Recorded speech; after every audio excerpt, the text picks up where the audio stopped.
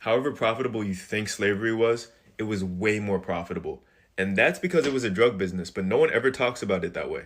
So let's. Hey, what's going on? My name is Zay. I'm here to talk about the past so we can understand the future. But today we're talking about the craziest revolution you were never taught in school. Or if you were, you weren't taught it this way. So let's get into the Haitian Revolution. The island that Haiti and the Dominican Republic share has the deepest colonial history that the New World has to offer. When Christopher Columbus first made landfall in the Caribbean, the island he stayed on longest was Hispaniola, and there's a lot of reasons for that. The largest being that he crashed one of his ships. But in addition to that, the local Taino had gold to trade with him, which incentivized him to stay there longer and see how he could further exploit the island. And the wealth of Hispaniola was not limited to just gold. It would change hands several times over the next couple centuries, but ultimately, the western side of the island would end up in the hands of the French, while the eastern side of the island would largely end up in the hands of the Spanish. They called their parts of the island Santo Domingo and San Domingue, respectively. It was one of, if not the first place in the New World to receive enslaved African people, and they were put to work immediately. The island was and is so rich. I can't understate how rich this island is. We'll get into that though. Despite being the smaller part of the island, the French side of Hispaniola became the most profitable colony on the planet. Just to put it in context, in the French currency of the time, livre, they had $150 to $170 million in profit every year. It's not so easy to do a conversion from currencies of antiquity into modern euros, but the US dollar had been around for a little bit at the height of San Domingue's wealth. So, keeping in mind that the US dollar was likely a weaker currency than the French currency at the time given the size of their empire, 170 million USD in 1790 would be about the equivalent of like $6 billion today.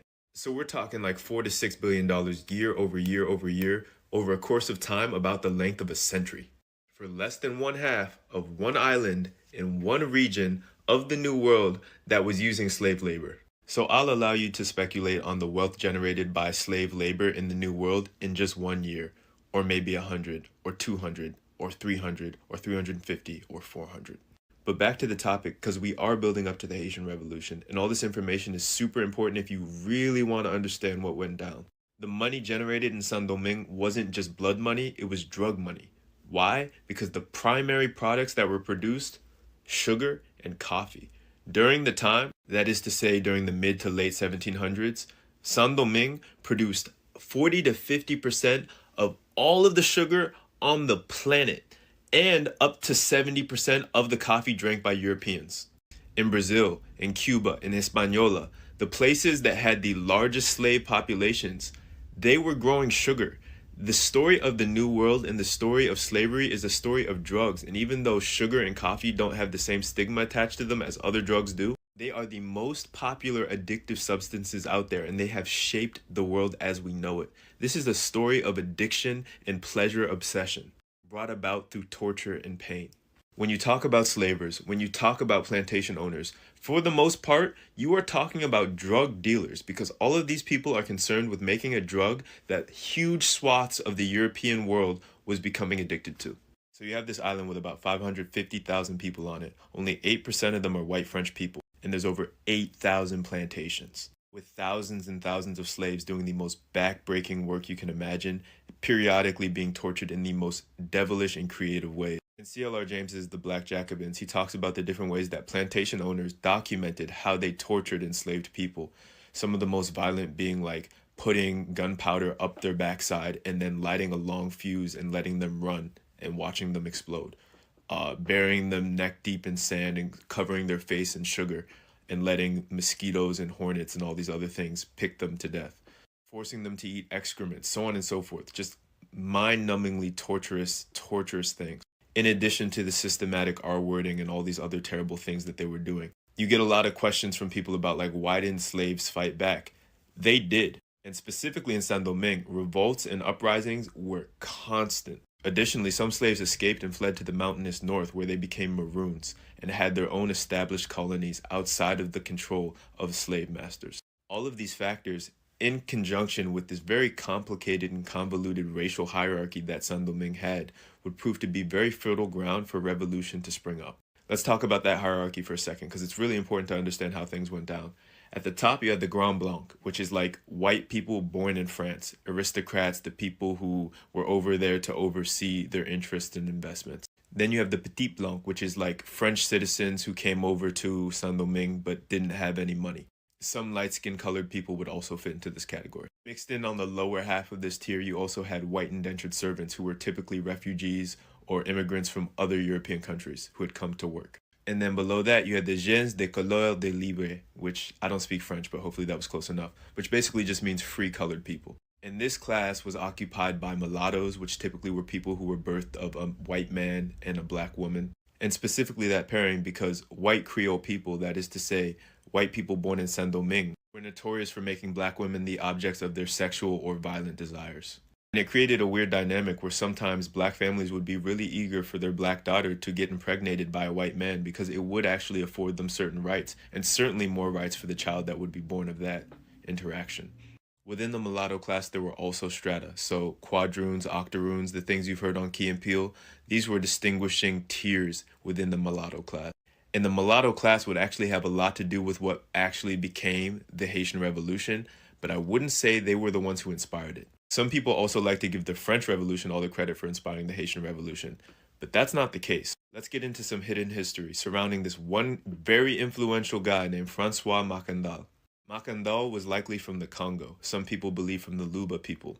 Upon arrival in the New World, he knew how to read and write, and had a deep appreciation of art, politics, and poetry, not just from other African nations, but from nations beyond Africa as well. He also was a skilled healer who quickly gained an understanding of the local fauna, how to make medicines and poisons from the things that grew in Saint Domingue, and that'll be important later. It's for all these reasons, in addition to other things that he said during his life, that people suspect he was likely part of a royal family.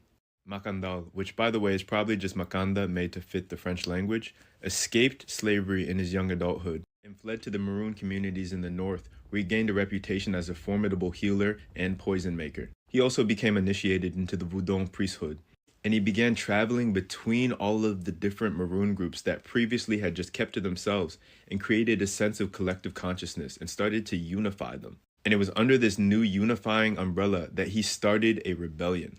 They used guerrilla tactics, including sneaking poison into the plantations to give to house slaves, who would then poison their masters. And this strategy struck massive fear into the slave owners in Saint Domingue. For both slave owners and enslaved people, Macandal started to have this kind of spiritual, mystical aura about him. He struck fear into their hearts, and slave owners were dropping left and right from poison that was being provided to the slaves by Macandal. He would also lead skirmishes against French infrastructure for years and years, until one of his high-ranking people, a woman named Hassan, I believe, was captured and tortured until she gave away his location. He was surrounded by the French and taken prisoner. And so feared and revered was this guy that the French decided he had to be burned alive as opposed to hung or decapitated. So they tie him to the stake, and as they're tying him to the stake and putting the bundles of wood around him, he gives a riveting speech in which he essentially begins to prophesize that the enslaved people of Saint Domingue will unite and revolt. Another myth about this man was that he could escape any prison. So you can imagine how it served to intensify the legend around him when just as they were about to light the match, he somehow broke free of his bonds and ran away into the crowd of people there to watch the execution. He was pursued into the city streets, and eventually they caught him, brought him back, and set him on fire. He showed no signs of fear as he was engulfed in flames and died. And at the time, there was a 15-year-old boy named Toussaint Louverture who was just coming into his formative years. And that is going to be very important for part 2. Honor and respect, honor and respect, honor and respect. Divine, all blessed, peace and love, joy and prosperity. Greetings and salutations. It is another edition of Revolutionary Hoodoo, New Orleans Voodoo Secrets and Recipes. Voodoo Hoodoo 101. Powered, produced, promoted, sponsored, and supported by NOIVD, New Orleans International Voodoo Day. New Orleans International Voodoo Day serves as a beacon for voodoo practitioners, artists, and enthusiasts, connecting us to our ancestors, our heritage, and each other. Through our collective efforts, we aim to revitalize and promote voodoo traditions in New Orleans and beyond, create a vibrant, inclusive, and supportive community, inspire personal transformation, creativity, and social change. Honor the past, embrace the present, and manifest a brighter future. The power and wisdom of voodoo can contribute to a world that is more just, compassionate, and enchanting, where voodoo and African diasporic spiritual traditions are valued and integrated into society, promoting spiritual growth, cultural understanding, community empowerment, artistic expression, and social justice. And we certainly continue to invite your support and participation in this 9 p.m.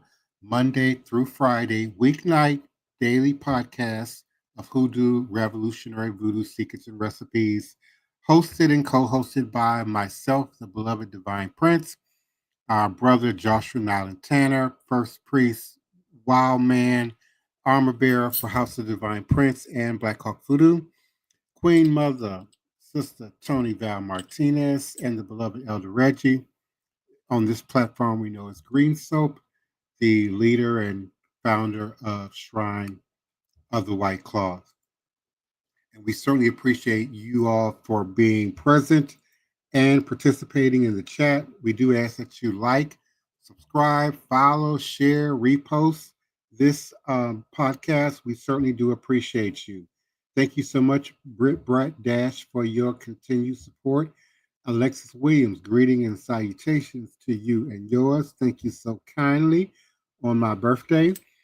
We certainly appreciate you, Daniel Neal. Thank you so much for your continued support and participation. Slave revolts, as we have been discussing, were ubiquitous in the New World. And as Genovese argues, a logical assertion of the enslaved's basic human dignity.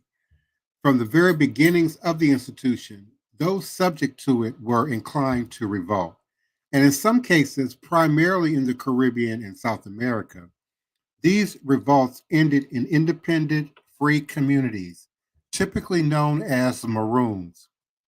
Although two of the most famous instances were the Maroons of Jamaica and the Maroons of Suriname, the largest of these Maroon communities were and still are located in Brazil.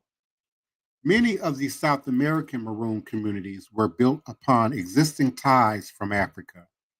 Mann and Heck wrote recount the story of the Maroon community of Palmeiras, which was reported to be founded by an Angolan princess soon after she was captured in 1605 and shipped to Brazil.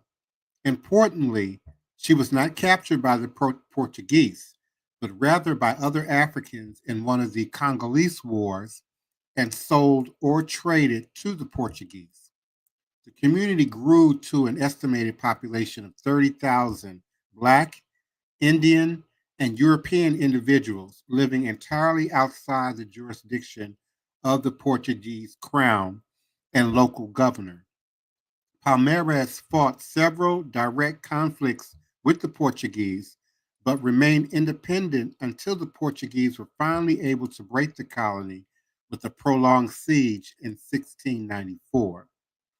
Although South America and the Caribbean faced a near constant stream of revolt from the enslaved populations, North America did not have the same problems for most of its history. It is not to say that there were not revolts, as will be discussed later, but that they did not happen with the same regularity as in other areas.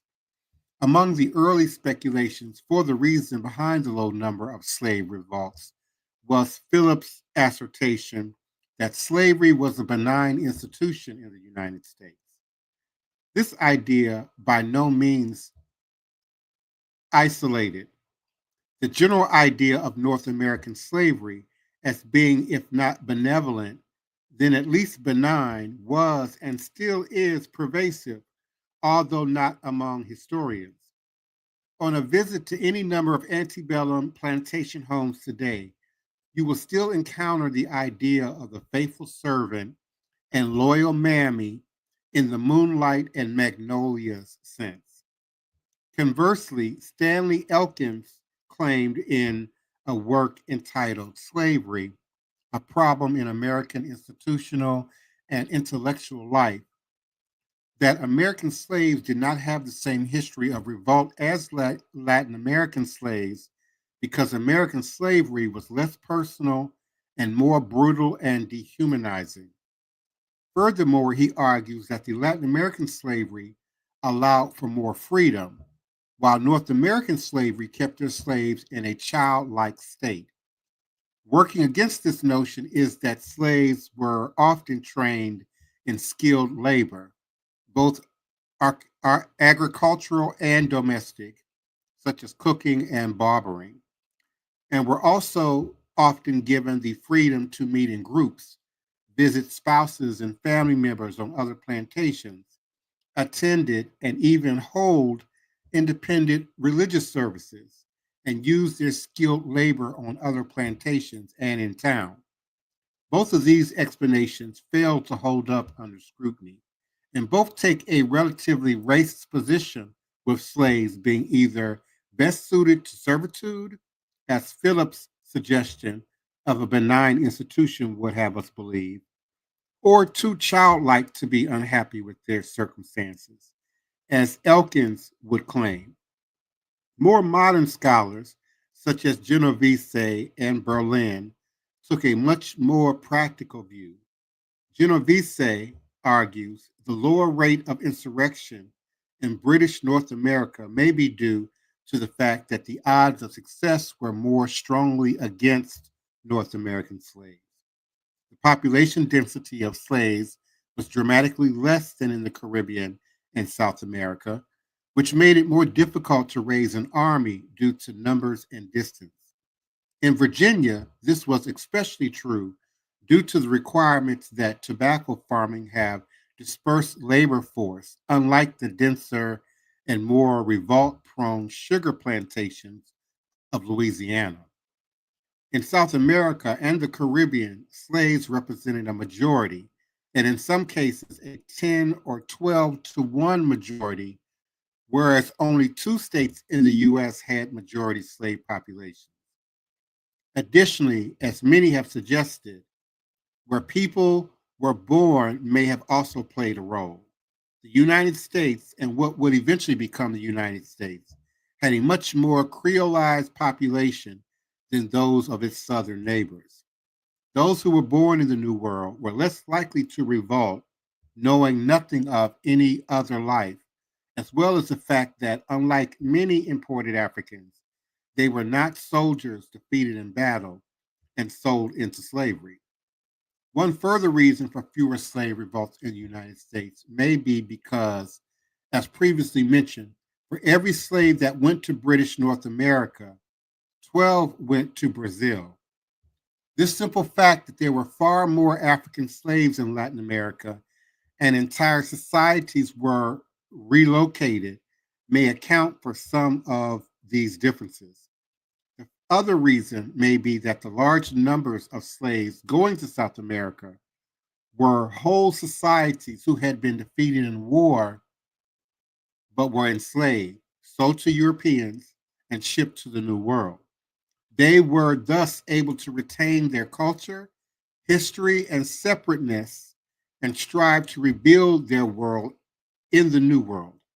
This idea of fewer revolts due to a more benevolent and refined slavery was not reserved to the way Americans, including colonial Americans, viewed themselves in relation to other countries, but the way those in various states and colonies viewed themselves in relation to other states and colonies.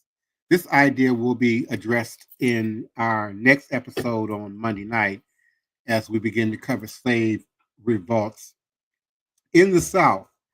And let's be clear, this is not, an absolute. There certainly were slave revolts, slave uprisings in New York City, certainly in the Carolinas, the well-documented Nat Turner uprising, and certainly the German Coast uprising here in New Orleans area, Louisiana. But there were also thriving Maroon communities still under research, under discussed, under studied here in the Louisiana area, where slaves often escaped and created lives away from the enslaved encampments, the plantations, often at the risk of their lives. And so, as we begin to unmute our mics of our co-hosts, my beloved Joshua Nylan Tanner, Queen Mother Sister Toni Val Martinez, and Elder Reggie Green, so please do come on in. And what are your contributions tonight? Hello, everyone out there in the listening audience. Happy birthday, Divine Prince Side. Well, thank you kindly, beloved. I was checking out this book called Black AF. We know what that stands for, history. And in this book, it mentions a lot of ways that the slaves rebelled. There's one story where one slave sold poison into her captor's clothes. And they kept getting ill, going down further and further. One slave who ground up glass, of course, over time and tended to her sick master while he was bleeding out in the gut from the glass. We fought back. We know the bigger stories, but it's so many smaller stories of fighting back.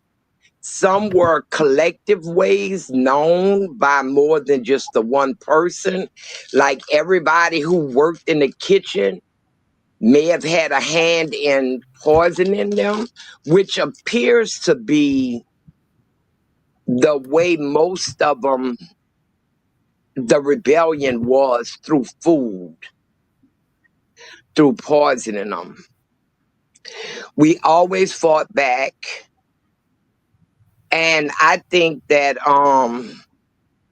the reason why here in the Americas, they didn't like to, they wanted to hold on to their slaves like cattle and the cost, and they didn't have Britain backing them like the other countries had, France and Spain backing them, supplying them the money to keep buying a steady offstream of slaves. The Americas didn't have that. They had the money they had the money they may have received from wealthy relatives, and they tried to hold on. And I think that's the reason why, it wasn't such a high turnover of slavery. What you think, Elder Reggie? Yeah. Blessings, Sister Toni. Happy birthday again, Divine Prince. We wish you many, many more. And Brother Joshua and the collective chat audience. But what I think, I'm being honest with you on this one. I think the Europeans had done such a strong job of dehumanizing people and bringing fright within the slave population. And I believe some of that lended a hand to lack of revolts and more uprising. I think within the South in particular, these guys was master psychologists, and they employed a lot of different tactics and fear factors. And I believe to a degree it was successful on the people. Of course, they couldn't subdue everyone, and there was small uprisings as we see with the Nat Turner, and as Divine Prince eloquent say, the Gulf Coast, which is the 1811 slave revolt led by Charles Delon. But there was so many people that became docile and fearful of some of the atrocities that they saw and dealt with until they just felt home of staying home. Even when we use the famous quote from Harriet Tubman, she said, I freed 1,000 slaves, but I could have freed 1,000 more. if they realized that they was a slave and in bondage, meaning that they didn't realize their circumstance, so they thought they was at home and at peace. That's kind of how I see it. What led to lack of revolts, Brother Joshua?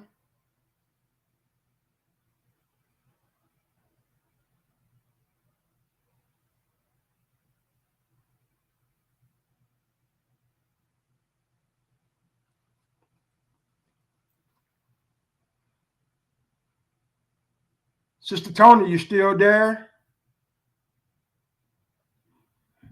Yes, I'm sorry. I agree with you.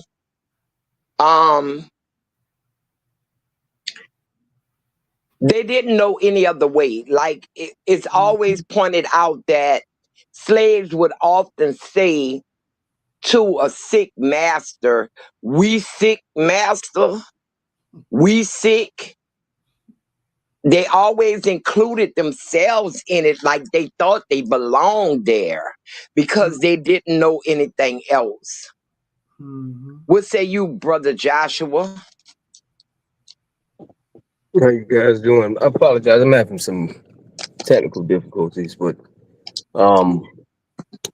we're talking about the slave rebellions. I mean, happy birthday, Divine. I did mention that to you earlier. And Elder Reggie and Sister Toni. Hello, good evening to everybody else that's listening and live and on the recorded. I how can I say this? I mean, we're talking about a time during slavery or the slave rebellion, post Civil War or pre Civil War. All of that was stimulated off of the patrols, and I felt like when slave patrolling started happening, it kind of diminished a little bit, but it still happened in smaller instances and interactions. But I think that was a continuous thing that we kind of still continue to do, and we still do to this day in a way of how we live and how we resist the oppressions that we still face, legally or illegally, within our society. I feel that I think it may just be the way we're looking for it. We might not see it in that way, but we have boycotts. Of course, the civil rights movement was aware of us, not so much rebelling, but nowadays we got boycotts that's coming up, and people are coming up against, the powers that be that are trying to force their will upon the people, and it's not, how can I say this? I just feel like it had evolved after the Civil War, like in 1866, with the people, the soldiers that came back from the war, and the white soldiers and the black soldiers, and the black soldiers and the white police officers, and because black people couldn't be police officers during that time, and people of color could be officers at that time. So it was resistance, constant resistance that we constantly faced, and I think we constantly fought back on. I heard you mention something about it dying down. I don't think it ever died down. I think we just kind of pivoted to other arenas or other ways of resisting. And I think also a lot more got cut off before they really got started good because of the same problem we have today, which we call one our own going ratting us out. Yeah. I believe many more were brewing that didn't get off the ground because they were squashed at the beginning stage, because somebody ran and told, oh, they about to escape. They trying to rise up. They gonna kill y'all in y'all sleep. And I think a lot of that was to try and gain more favor for themselves. Just selling out their own people for their own gain. Yep. and not seeing a bigger picture for everybody. So I think that's why we wouldn't hear of so many, but I know it had to be a lot more that, Yep. you know. And I think as Yeah. we continue to look at this topic and dig down into it and dig deeper into the history, our history, you'll find we're going to continue to find more and more outside rural areas that had revolts and rebellions, whether it be from the Maroon community, the enslaved community, or the American Indians that was fighting and had been fighting before this country was established. So, like the Seminole Indians down in Florida, is definitely, this is not.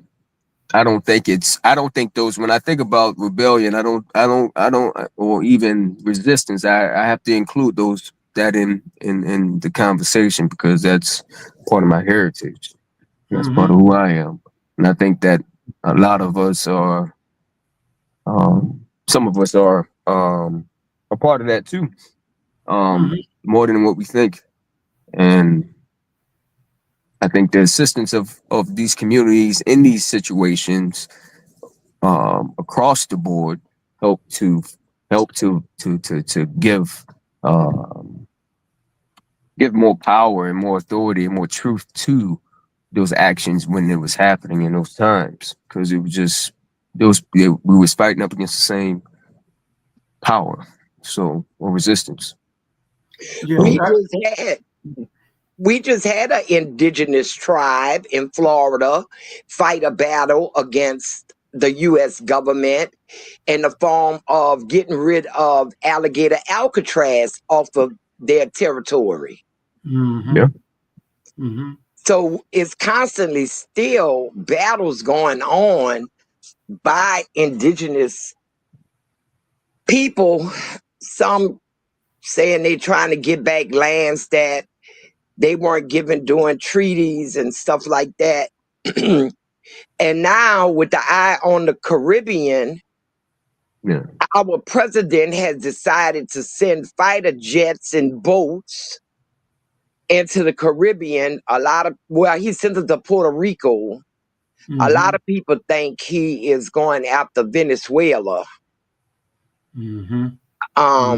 Me, myself, I don't believe that whole situation they put up about the 11 people on the drug boat that they supposedly blew out the water. I think it was crash test dummies in a lie, a big lie. Because who puts 11 people on a boat containing drugs to smuggle? Only Trump wouldn't know the answer to that. Yeah, I'd like to chime in. I think a week ago, or maybe two, we touched up on, even there's a fictitious letter called the Willie Lynch letter. But what that letter was trying to highlight is back to the mindsets of the Europeans, or the powers that be, in the way they had meetings, in the way they tried to come up with a plan to control the masses of people that was in bondage at that time. As the Brian Prince was reading, there was 2 states that had more slaves in the proper of that state than, let's say, Europeans. And almost all the Caribbean lands had more slaves in capture than European overseers that were seeing them. And so they had to devise a way to control the masses through manipulation, through psychological means, through fear factors. And I believe those tactics worked, in which allow to conquer and divide amongst the people, because if you keep them divided, you can control them easier. And I believe that was a tactic that was used at that time frame. We still being lynched today. Because one of the great parts of that letter was how they managed to make it so that we turn on each other. Yeah, Mhm. that part. based Yeah, on that house nigga feel nigga. Mhm. yeah. Yes. And we still have that today. And divided by the complexion. It We wasn't divided. just that this one worked in the house. They had a lot of dark skinned house workers also, but the majority of the light skinned stayed in the house. Mhm.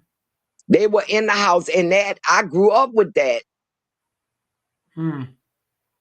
Mhm. And that was one of the greatest things I think that's lasted the longest is turning us against each other. Mhm. That's true, and then I mean that's going back to what I was saying about just in terms of power that we have. It's not by doing that. I can tell you that much. We gotta stand with each other. We don't have to agree on everything to stand against the things that are coming up against us because it's all the same. It's not nothing different. And yeah, I think a collective effort and a collective movement is a more practical and more smart movement in terms of getting things done. And yeah, Yeah, yeah, yeah, it's definitely not. I understand where you're coming from, Brother Josh, but throughout the internet, social media now, there's a real thing called a black and brown divide. Everyone from both sides of the fence are chipping in, meaning, especially like when you're coming from out of California, the way they're saying the black people in California are being treated by the Latinos, whoever out in California, is just horrendous these days. So to come Yeah, together and work as a collective unit is fine. But in reality, for whatever ism we may hold true to, that is just not happening. We are still divided. it's happening because of the oppression that we've been and the information we've been given by the Mm-hmm. people that has oppressed us. They mentally, was strategically done. And if we understand that, we have to revisit our own mind and re-examine our approach with people that are not like us or don't look like us, but might have the same common goal. I think that that's Mm-hmm. the issue. I don't think that we are looking individually at that our minds and like, okay, so we've been told this, been told that, and been told this. How much of this is actually accurate? And what research have and what work have we done individually? Um, it speaks volumes in those situations. I feel like it comes out of you. Whatever you've prepared yourself to do in those moments when you triggered by somebody that saying something that you don't agree with or whatever it is, it's gonna come out of you. But you got to we all have to collectively do that work. If we do that work, I think it could be done. I I see. think for one, it's a large volume of lack of education, which is the reason why they didn't want us to learn how to read and write. And a reason why today they done got rid of the board of education. Yeah, And also the government created that ditch, that divide, and they continue to as recently Mm-hmm. as this year when Trump Mm-hmm. said that the illegal aliens were taking black jobs. Mm-hmm. You had some blacks that said, yeah, they're taking our jobs. What's a black job?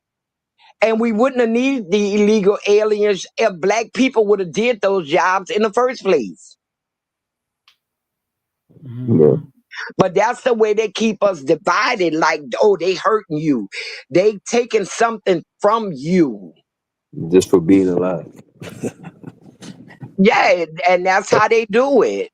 Yeah, you're right. I mean, working in the hotel security industry, I ran across a lot of Hispanic people from all over. And one of the big topics with them was my name. and why I didn't speak Spanish and why I identified with Black. And we had some good conversations where I just had them, they couldn't say nothing else. They just looked at me like the B word, you know. By the time I got finished schooling them, you know, and it's a lot more than that. I mean, I dealt with a lot of Vietnamese that worked the night shift, and they told me how, you know, when they came here as the boat people, the real refugees, and Associated Catholic Charities took them over, they told them to stay away from Black people verbally, that Black people were dangerous. They were kids and remembered. And I said, and what else they told you? They told them not to speak their language. I said, do you think that's fair? Who in your house still speaks Vietnamese? My grandmother. So you can't tell your grandmother, I love you. And your kids won't be able to tell their grandparents, I love you, because you listening to what somebody else telling you to do. That's not in your best interest. It wasn't in ours either. When we got here, and the Indians that was here that was forced into those Indian schools, forced to learn English, forced to do a lot of different things and adopt a lot of different things, just like the slaves. And it's part of the recipe of becoming, I guess, civilized in this society, but it's not. It don't seem to be working.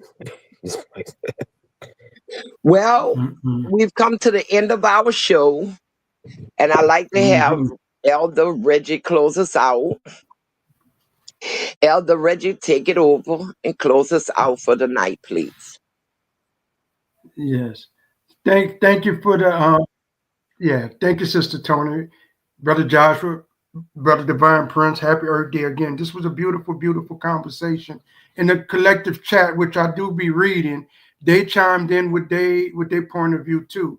And I like that, because we all coming together, airing out some things and trying to unpeel things so we can heal and move forward. With that, I say, lest we forget, the spiritual medicine of voodoo brings healing and from the shackles of slavery that binds the master and the slave to the same chain of social division. And one way we can work against social division is by coming out, joining our next moon ritual prayer and application ceremony. It is going to be on Sunday, September the 21st, the new moon solar eclipse at 6:30 p.m., 710 Cluid Street. That area is called the Cluid Garden, a ritual of spiritual warfare and gathering. Please, good people, come out so we can not just talk with each other over the airways, but meet each other and maybe get a laugh or two in. With that, I say Ashe, Ashe, Ashe. Good night, everyone. Good night, Odabo. Good night, everyone. She poisoned an entire family on their wedding day. Over 17 people were unalived. This is the cook slave who poisoned her entire family after being brutally mistreated. This happened in the heart of Mississippi in 1849 on the Mississippi River. And this Riverdale mansion held 17 members of Warren County's most prominent families. And they succumbed to a slow and agonizing death. This is Black AF history, the unwhitewashed story of America. I highly recommend it. These are the stories they don't tell you in school. Their faces contorted in expressions that doctors could never explain. They were found with their eyes still open, liquid oozing from their mouth from the herbs that the slave had picked and meticulously added to the dishes that she prepared for the wedding day. It was 1848. The opulence of the main house, and primarily for the existence of its table, held the quality of the harvest. Colonel James Riverside had inherited the property, and he had 340 slaves underneath him. In no way did he prepare for Celia to take his life. Now, Celia had arrived at the plantation as a child in 1829, and she was mistreated brutally. But it hit the fan when her daughter started getting mistreated as well. She decided to come up with a plan of mixing different herbs for each person. One in particular caused hallucinations, so they could see everything they had done right before they passed.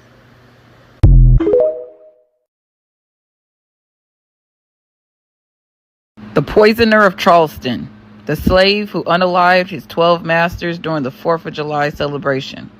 This is the story of Samuel, a cook. No one would have thought that he did what he did. This happened on July 4th, 1833. While Charleston celebrated white men's freedom, 12 plantation masters fell silently inside the Whitaker Estate's grand house. Their unaliver used no knife, no gunpowder, only fire, patience, and poison. His name was Samuel, and for 20 years he cooked for the very man who sold his son and tore him from his beloved father. This is the book Black AF History, the unwhitewashed story of America. I recommend everybody in America needs to read this book. It's very good. It's here on the TikTok shop. The son of an African healer, Samuel knew that some leaves kill slowly. In the fields, he was thrown into the kitchen. He was too timid for the fields and too frail. But he learned more than recipes. He learned to listen, to wait, to plan. Each master had a favorite dish, a secret illness, a fatal craving. And Samuel remembered for 10 years. He seasoned his revenge in silence. And that night, as they raised their glasses to freedom, he served justice on 12 plates. He went back and thought about what his mother taught him. She was an African healer. She knew what herbs to grind up, what sticks to grind up, what powders to use. Meticulously, he would use each thing in his future. He was 10 when he arrived in Charleston, alone, branded, renamed, resold. They gave him clothes too big and a name too small, Samuel. The Whitaker plantation didn't want another boy for the fields. They needed a runner, a cleaner, someone to scrub the corners and carry messages, someone the masters wouldn't notice. But they did notice one thing. The boy didn't flinch.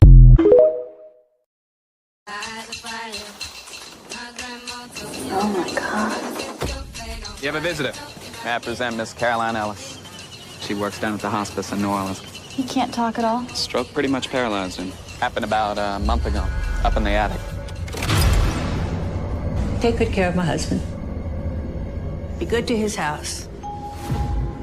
There are more than 30 rooms in all. For the owner, they made a skeleton key.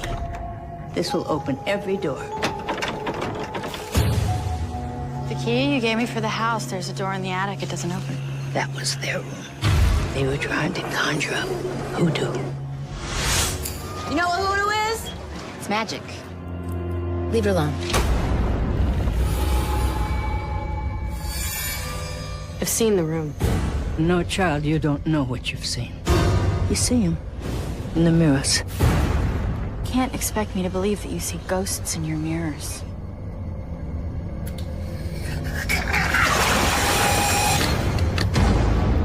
Whatever they did to him, I'm not gonna let them do it to me.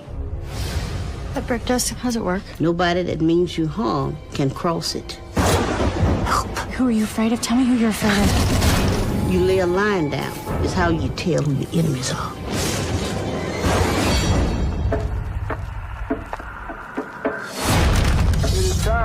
I suggest you leave that house.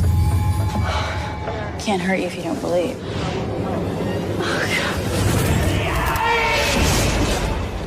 We've been waiting for you, Caroline.